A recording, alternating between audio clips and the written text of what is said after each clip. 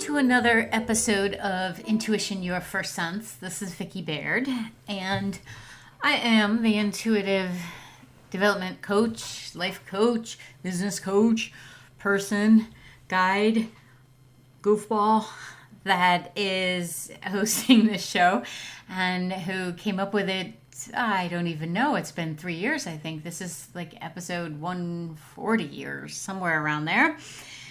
And this is the one where I take a chapter of the book I wrote in 2012, share it with you, and add my insights and just make the information available to you episode at a time.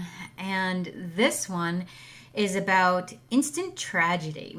So the name of the book, Everyone Has an It, a guide to helping you accept, accentuate, and appreciate yours, is based on acronyms because I love them, and I have a background in medical billing, and everything in the medical world is acronyms, and I think our brain works well that way, which may be one of the reasons it's set up that way, but more likely you just can't say all those words over and over and over again. You had to come up with shortcuts. So the acronym of this chapter is instant tragedy. So everyone has an it.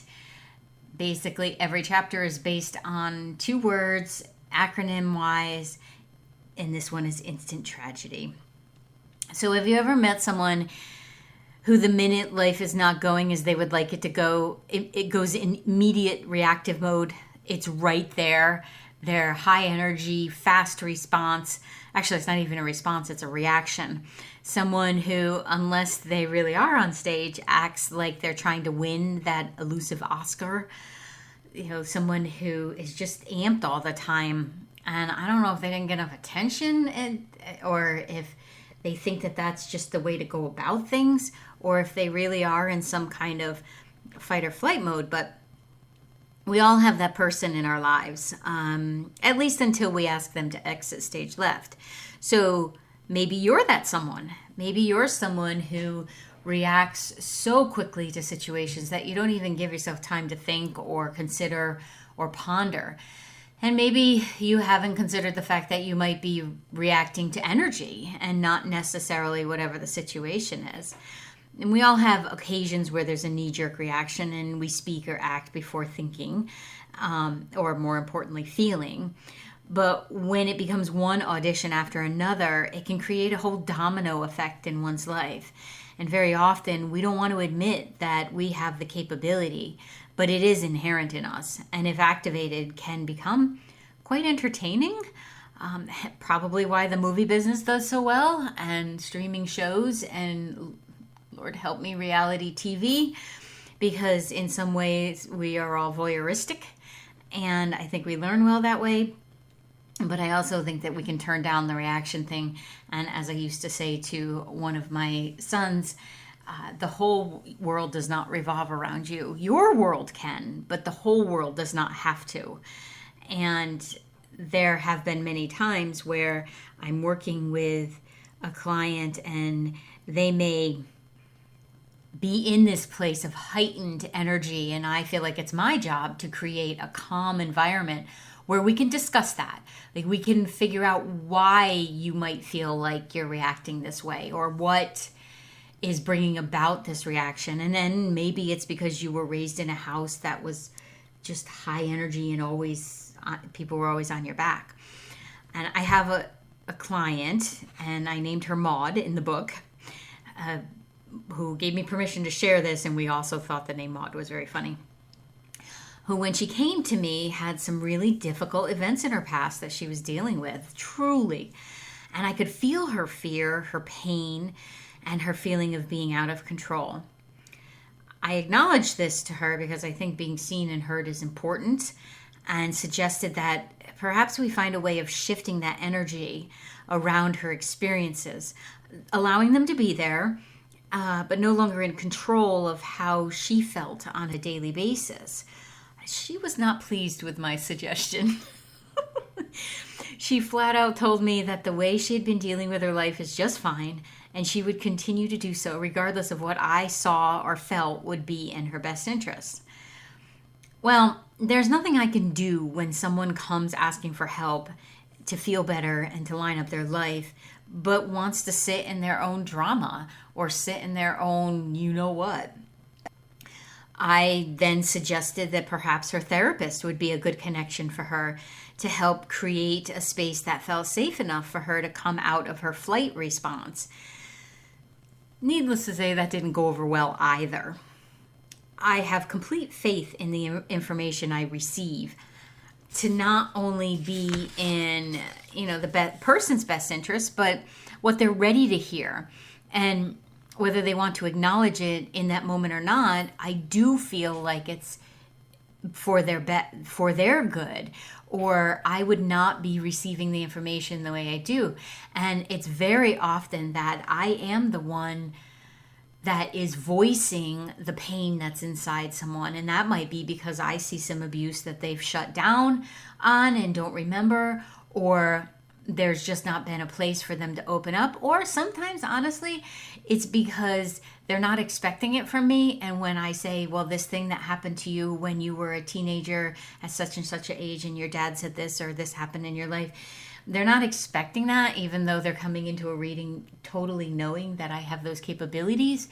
They may not be expecting it. So sometimes it can open those doors to address situations, which is why if you do this work, intuitive, call it whatever you want, psychic, energy work, you better have a good line of respect and responsibility for yourself. This stuff's not in the book. I just went off on a little tangent here. However, when I can feel someone's pain in that way, and I also know that I'm being guided to help them find a way to ease out of that pain, then I'm pretty fearless. I'll pretty much say whatever comes through from spirit, because I trust that information to be of the highest. And I had seen the fear in Maud's energy in her face when I suggested not giving any more power to her memories. And it was then I realized that it was a fear of letting go of the drama that was really holding her back, and not actually the memories. She was caught in what was the adrenaline rush and wasn't sure how she could move through it. Much like someone addicted to a substance, she was more afraid of not having that fueling her than what could help her to feel better. So considering she hired me to help her feel better about her life and not just reinforce the pattern she's been in, I went back in with a suggestion of moving very slowly. All the patience in the world when someone's going through this, I really do, to the place where she may feel safe and willing to see her life differently. We weren't going to move anything just yet, but we were going to see how it could be different and hopefully feel how it could be different. And then at the tail of that, perhaps make some movement. I have so much compassion for those that are afraid of growth or movement, because I can feel their fear response underneath. And in my earlier days, I would have been considered the proverbial bull in a china shop.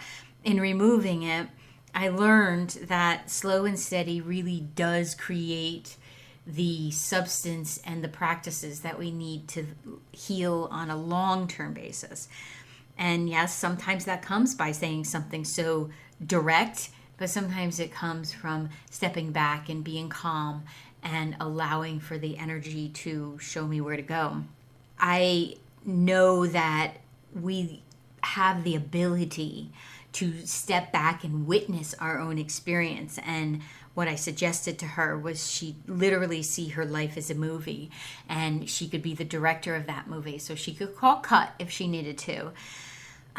But she could also move her reactive self to the other side of the camera lens and allow room for a response to come in, whether it was a response to the family member who was still in her life, or whether it was a response to the experiences that she was having, or a response to her own emotions. And this is something that over the years we worked on. And I'm grateful to say that she also learned in raising her children that that type of reactive thing was just propelling and even perpetuating the habit. And it takes a lot of courage to stop the way we've been raised and to decide a new way to raise our children or to be in the world. That takes such a bravery and such a, I don't know, navigator, warrior spirit. So let me ask you, where in your life are you acting out an Oscar-worthy performance? So I can give you an example coming out of the book format for a moment. I can give you an example of something recent in my life. If you've listened to previous episodes, just moved my business to another state, moved my butt to another state, and moved in with my partner and his 5 animals. And in a pretty remote area where I was pretty used to being able to get coffee after, literally a half-mile walk.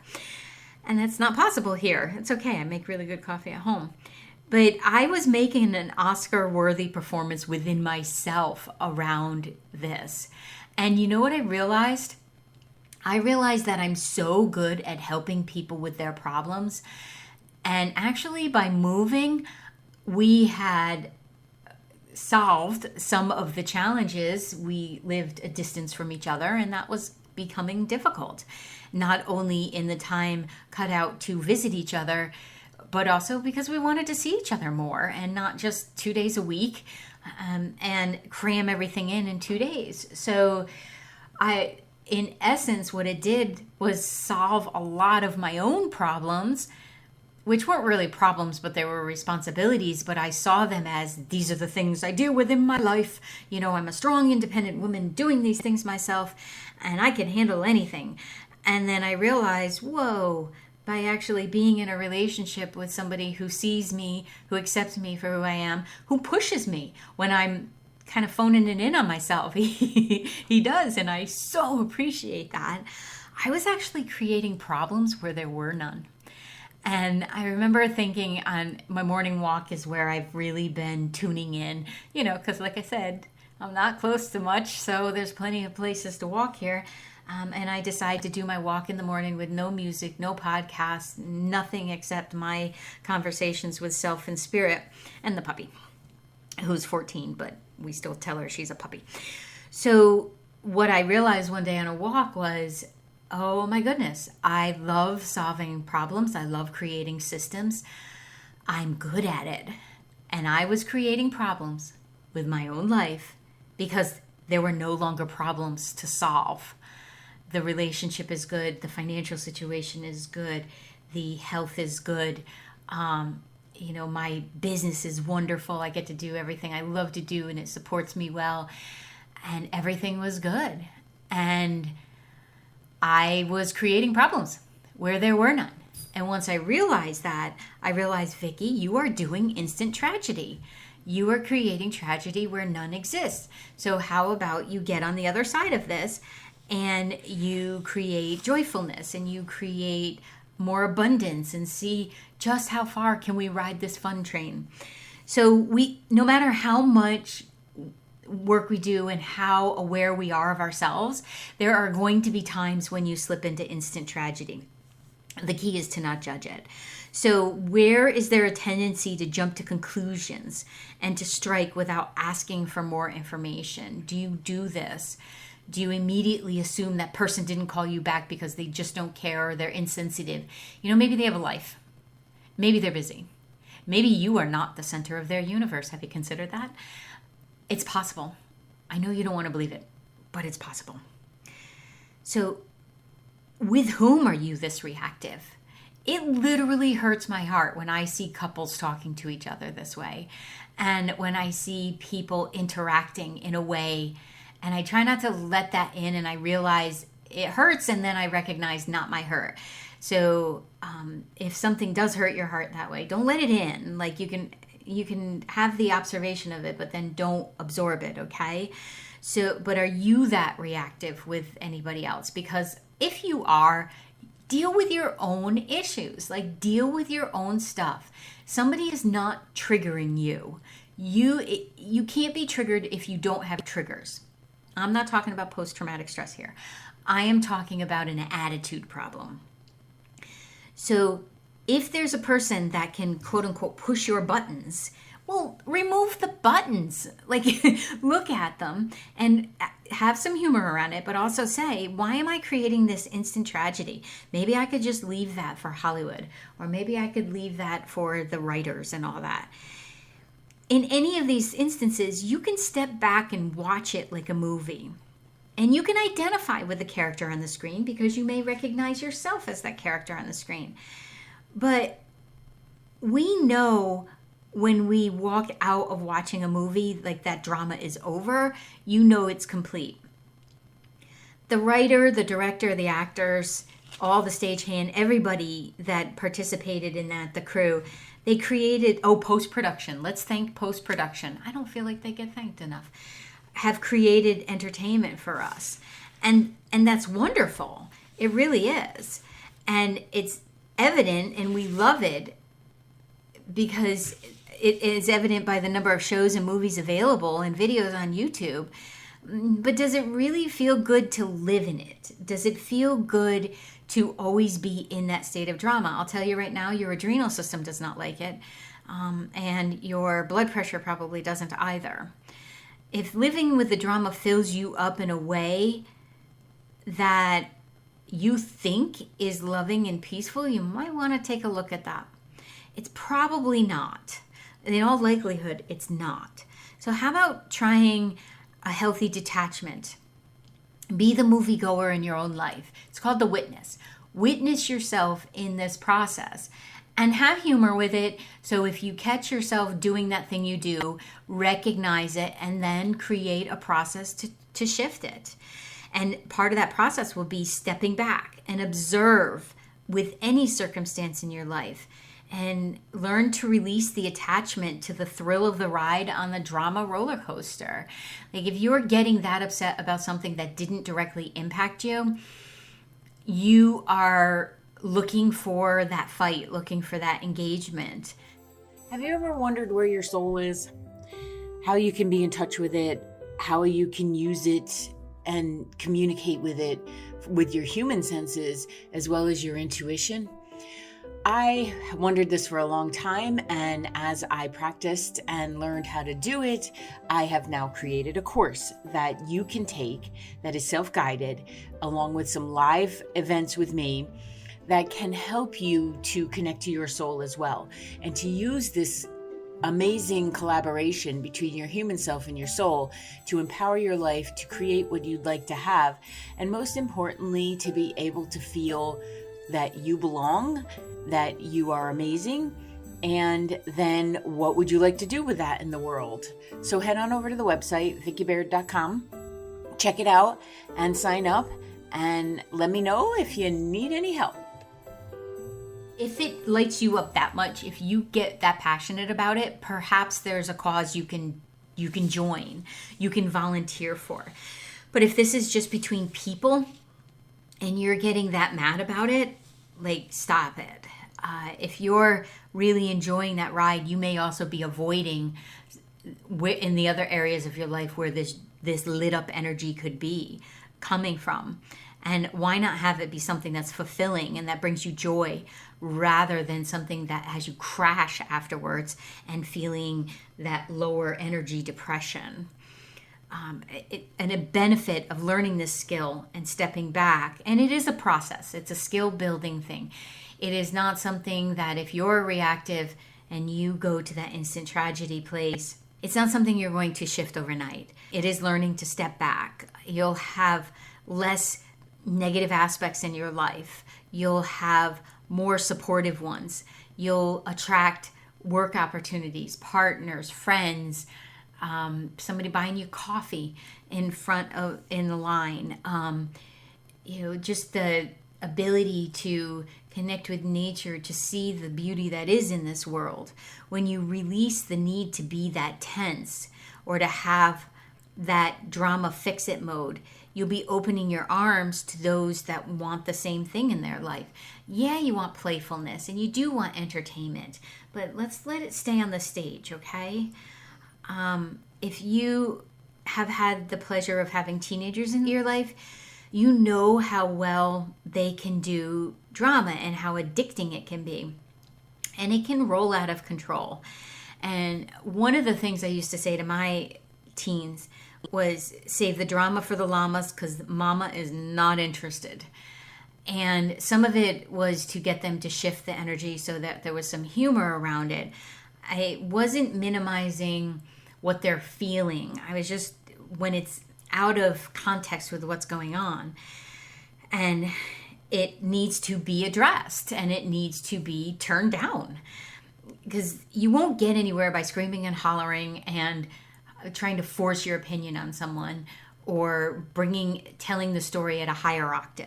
So have you ever noticed when people, and not just teenagers, are reading a text or email that someone else has sent and they do it with an inflection in their voice or they do it with an intonation? How do you know that the other person was sounding like that when they sent the message?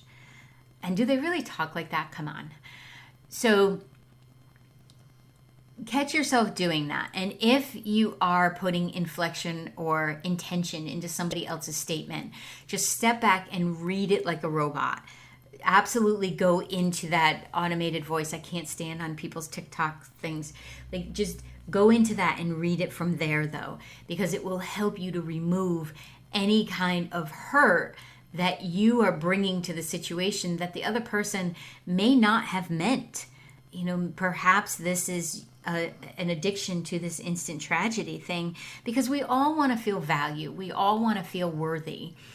And sometimes we will inflate our worthiness in someone else's life because we're not feeling worthy in and of ourselves.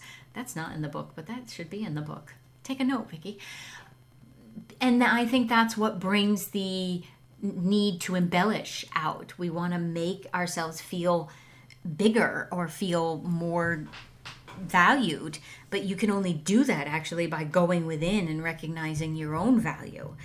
So stepping back and reading your texts, your emails, any of that stuff with kind of a monotone will help you to answer it in a proper way too. And you know what? Unless someone is in danger or you need to get that kid out of a situation, your text messages are not emergencies. When people text me, I do not see that as an emergency. Unless I'm picking you up and we're trying to figure out where we're supposed to be, that's not even an emergency. That's just good manners. But when people say, you didn't answer me last night, nope, I didn't. You know why? I have some boundaries, and I don't answer anything after 8 p.m. usually, earlier if I'm with someone. And if I'm visiting with someone, my phone is not out. So you are not the priority in my life. And I might say this in my head and not to them, but there have been times where I have had to have some professional boundaries and say, you know what? You are lucky you have my cell phone number. Do not abuse that. Because we have to stop thinking that the entire world needs to stop for our benefit. We have to be the ones. You have to be it for you. And then other people can come along and be part of your life. So if you are one of those people that jumps to conclusions and you infer what others are intending and creating the drama, and it's leading to that instant tragedy, and it's associated with carrying on, well, pause and take some time, because you deserve to feel peace within you, and you do not need to constantly stir up this energy, because it's just going to create more. Energy begets energy. So it doesn't care whether you're creating drama, issues, problems in your life, or if you're creating abundance, flow, and love in your life. Energy is energy. It doesn't judge. It just goes where you're put. It meets you with what you're putting out. So when someone wants to relay a story to me, and I do this in my own head too, I will read the stuff, the communications without all of that inflection, kind of like you're reading a menu in a restaurant. And it is amazing how the message will shift. Something like "I'm busy right now" goes from "I'm busy and you don't matter and whatever you want to talk about doesn't matter right now" to "I'm busy right now." No inflection. And the reason I bring this up is I find high drama entertaining, not just in the theatrical world, but in our everyday world. And I do have compassion for the person going through the drama and the one often creating it. But the actual event of it is quite funny to me. Maybe it's because I come from a family that most of them don't talk about anything. So when people are flapping in arms and gesturing, it's kind of funny to me. And when it comes right down to it, the more people get upset, usually the more trivial the event is. Because when something is really painful or earth-shattering, you're not flapping your wings like you're an ostrich trying to take flight. They're just looking for the thrill ride.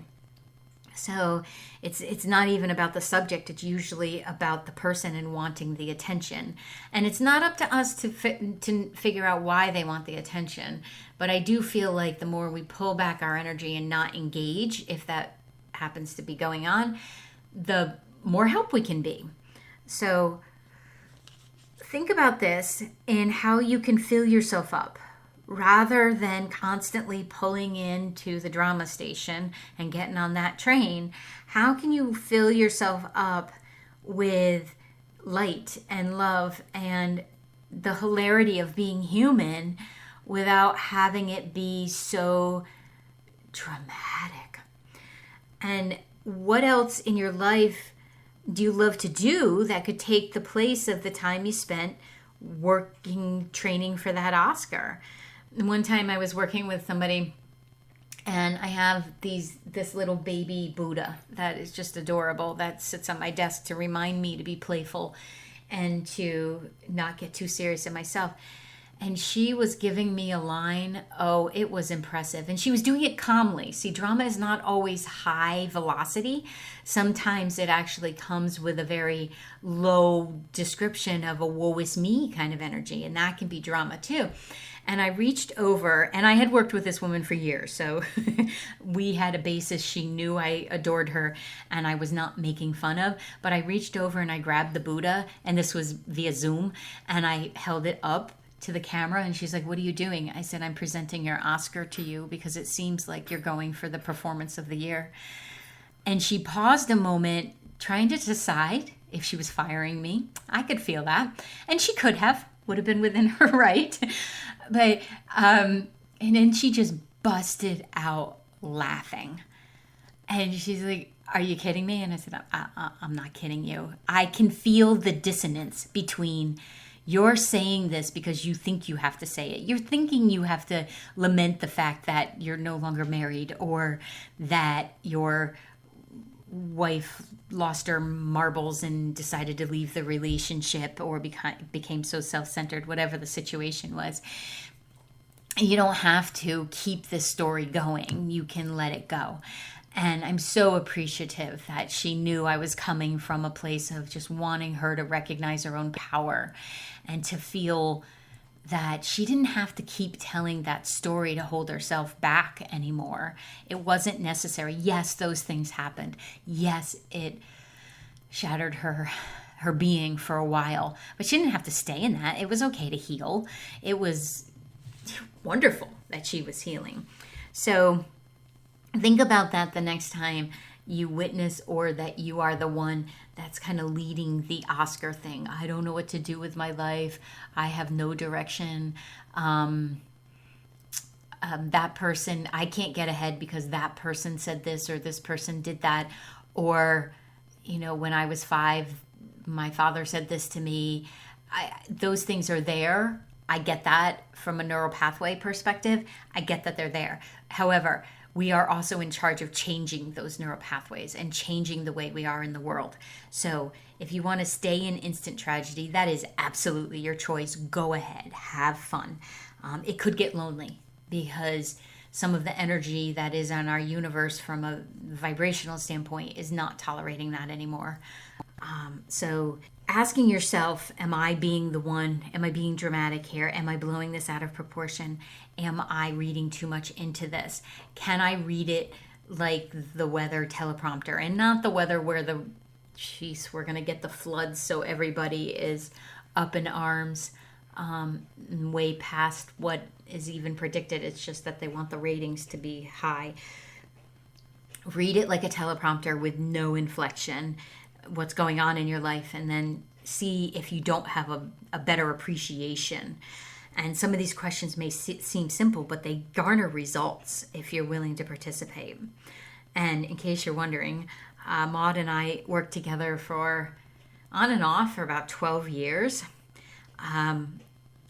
When I wrote the book, she hadn't fired me.